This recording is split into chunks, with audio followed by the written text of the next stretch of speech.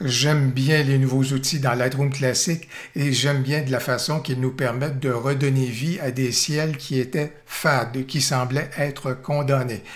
J'ai donc aujourd'hui deux situations que je veux explorer avec vous à ce sujet, mais dans l'une d'elles, et c'est particulièrement intéressant et pertinent, non seulement on va redonner vie au ciel, mais également on va être en mesure de tenir compte du reflet qui en découle. Voilà donc ce qu'on examine maintenant.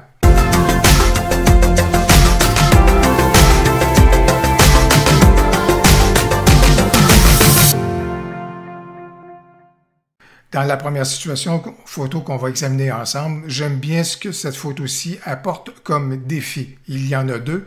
Comment l'intelligence artificielle va se débrouiller pour identifier le ciel au travers donc du feuillage, là où est-ce que le ciel apparaît ça et là dans la photo. Et le deuxième défi, bien sûr, c'est le défi des reflets. Si on apporte des modifications au ciel, comment en tenir compte donc au niveau donc de nos reflets.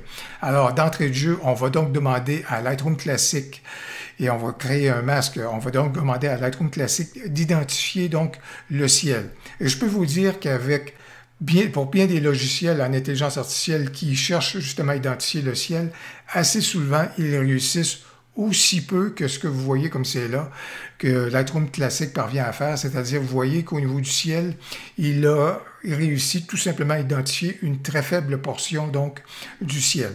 Alors qu'est-ce qu'on va faire pour nous aider dans le dépistage du ciel? On va donc évidemment demander et vouloir enrichir donc le masque de ciel, et pour ce faire, je vais me tourner vers l'outil de gamme de couleurs. Et dans ce cas ici, à ce moment-là, je vais identifier une autre section donc du ciel qui est localisée ailleurs.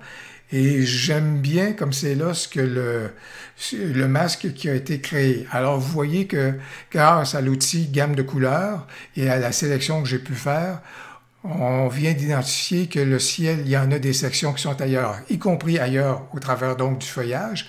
Et non seulement ça, mais ce que j'aime bien, et ce que je vais certainement pas chercher à enlever, c'est le fait qu'on vient dire que le ciel est également donc dans le reflet.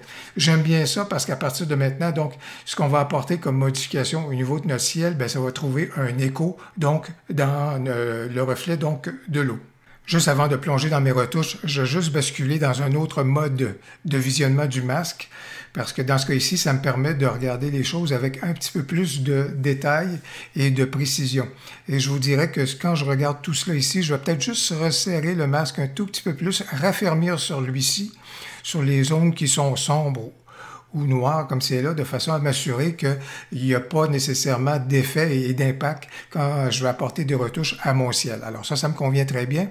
Alors je peux enlever mon incrustation et à partir de maintenant, je vais apporter mes retouches à mon ciel. Donc au niveau des hautes lumières, je vais diminuer donc les hautes lumières et vous voyez, non seulement ça apporte des modifications au niveau du ciel, mais également au niveau donc des reflets. Au niveau des blancs, c'est tout à fait correct. La correction du voile, si je veux juste rendre mon ciel un petit peu plus vaporeux, je vais peut-être aller un tout petit peu dans ce sens-là. Et bien sûr, ce qui m'importe ici, c'est d'apporter une légère ou un petit peu augmenter la coloration donc au niveau du ciel, tout simplement pour lui donner un petit peu plus de personnalité. Alors, vous voyez ce que ça a été apporté comme c'est là. Et si jamais ça me convenait un petit peu moins, bien à ce moment-là, je serais capable de jouer au niveau de la saturation. Mais je pense que j'aime bien l'effet, une toute petite légère coloration comme c'est là. On ne bascule pas dans l'excès. Alors, je pense que ça me convient très bien. Dans le cas de la deuxième situation, on peut voir encore une fois qu'on a un ciel qui n'a pas de personnalité. Et pour ce faire également, bien, on a des blancs brûlés présentement. Alors bien sûr, à ce moment-là, notre réflexe, c'est de vouloir commencer à jouer avec les hautes lumières pour tenter de récupérer des détails dans le ciel. Mais en même temps, on peut voir que ça vient affecter l'ensemble donc de la photo. À la fois le mur extérieur, à la fois la devanture donc du commerce. Alors, c'est pour ça que, dans ce cas ici, on a besoin de travailler de façon beaucoup plus localisée. Et pour ce faire, bien sûr, à ce moment-là, on va se tourner et on va vouloir donc créer un masque au niveau donc du ciel, ce qui va nous permettre de travailler de façon plus localisée dans ce cas ici. Alors, ça va être intéressant parce que je pense que dans ce cas ici, Lightroom va faire un excellent travail pour repérer donc le ciel. Dans ce cas ici, je suis dans un affichage de noir et de blanc. Alors, vous pouvez constater ce qui est bien intéressant si je zoome donc dans ma photo.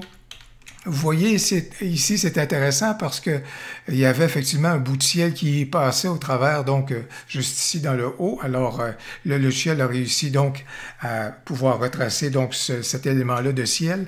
Mais lorsqu'on regarde tout cela ici, ben, on s'aperçoit que le ciel, une partie du bâtiment juste ici, ben, ça fait partie donc du ciel qui a été repéré. Non seulement cela, mais il y a également le fait, comme on peut le constater, que juste ici, la façade du commerce, donc, et du bâtiment, est donc considérée également comme faisant partie du ciel. On a donc du travail à faire pour soustraire des éléments et préciser notre masque. Lorsque je modifie mon affichage pour privilégier la couleur rouge pour indiquer le masque, bien, évidemment, les débordements apparaissent de façon encore plus évidente. Encore ici, sur le bâtiment, et également sur ce bâtiment-ci, on a des précisions donc à apporter. On va donc soustraire, et on va le faire avec un pinceau. Et dans ce cas ici, donc, assez rapidement, dans ce cas ici, ça va bien se faire au niveau donc de l'élément. L'astuce qui existe toujours et qui fonctionne toujours, je vais juste vous le rappeler. Vous cliquez à un endroit, vous appuyez sur la majuscule et vous cliquez à un autre endroit et vous voyez votre masque. En fait, il y a un trait donc qui va être réalisé par le pinceau. C'est formidable lorsqu'on a justement des éléments qui sont en angle comme cela, c'est formidable à travailler. Et dans ce cas ici, je vais faire exactement la même manœuvre et je vais donc zoomer dans ma photo, tout simplement. Et encore une fois, l'astuce que je viens juste de vous montrer, c'est-à-dire que dans ce cas ici, je clique à cet endroit-ci et je vais cliquer juste ici dans le bas et vous voyez, je n'ai pas besoin de promener mon pinceau comme cela pour éliminer donc le masque, je clique à un endroit, je vais cliquer à un autre endroit et vous voyez comment on obtient donc rapidement des résultats justement pour nous permettre donc de pouvoir justement bien réaliser donc des lignes comme ça. À partir de ce moment-là, c'est relativement facile parce que je ne le ferai pas entre chaque élément. Dans ce cas ici, ce sont des fenêtres qui reflètent donc le ciel. Alors, dans ce cas ici, je vais peut-être juste faire cet élément-ci. Et à partir du moment que j'ai donc réalisé cet élément-là, et juste ici, c'est le vide qu'il y avait dans le haut du bâtiment, je peux donc prendre une taille beaucoup plus prononcée et à ce moment-là, y aller rapidement à ce moment-là.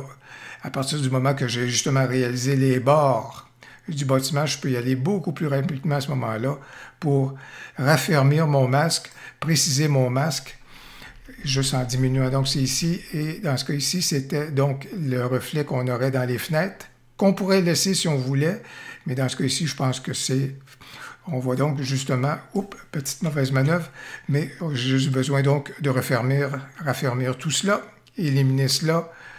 Je le fais vraiment rapidement à ce moment-là, pour les fins de la vidéo, mais vous comprenez donc le principe au niveau donc de la précision du masque qu'on est capable d'apporter donc avec notre pinceau. Mon masque étant finalisé, je vais donc enlever l'incrustation, je vais venir sur mon masque de façon générale et à partir de là, donc, qu'est-ce que je vais faire? Je vais diminuer mes hautes lumières comme je voulais le faire, mais vous remarquez que dans ce cas ici, ça ne vient donc pas affecter d'autres régions donc de ma photo. Dans ce cas ici, je vais également peut-être tout simplement apporter juste un tout petit peu plus de texture, un petit peu plus de précision. Au niveau de la clarté, je vais peut-être diminuer celle-ci. Et dans ce cas ici, j'aime bien toujours apporter ou raffermir un tout petit peu la couleur donc de mon ciel à ce moment-là pour apporter une touche un petit peu plus colorée à ma convenance. Au niveau de la saturation, je suis en mesure donc de jouer pour apporter quelque chose qui ne sera pas trop radical, trop draconien, mais qui va juste apporter un tout petit peu de personnalité à un ciel qui en avait bien besoin. Alors dans ce cas ici, voici donc ce qu'était mon ciel avant que je crée mon masque, et voici donc le masque qui a été créé, et comme vous pouvez le constater, juste ici sur le bâtiment à ce moment-là, de même que sur la façade, ça ne vient donc pas jouer au niveau de ces éléments-là. Et bien sûr, à partir du moment que j'ai créé mon masque au niveau de mon ciel, je peux bien sûr dupliquer celui-ci, l'inverser, ce qui va me permettre de faire des retouches au reste de ma photo, mais non pas à mon ciel.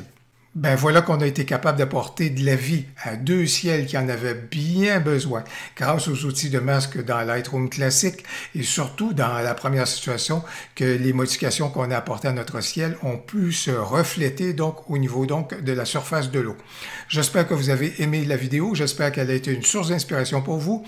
Si vous avez aimé celle-ci, n'hésitez donc pas à cliquer sur j'aime et surtout n'hésitez pas à commenter, j'ai bien hâte de vous lire. Au plaisir, à la prochaine.